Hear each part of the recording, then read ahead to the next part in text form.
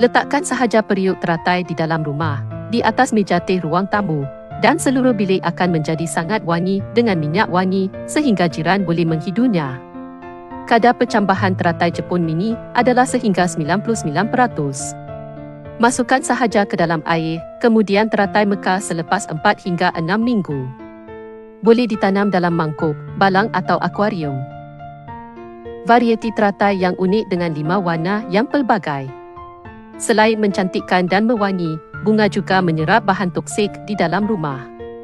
Saya telah meletakkan troli beli belah saya di bawah, klik untuk membeli.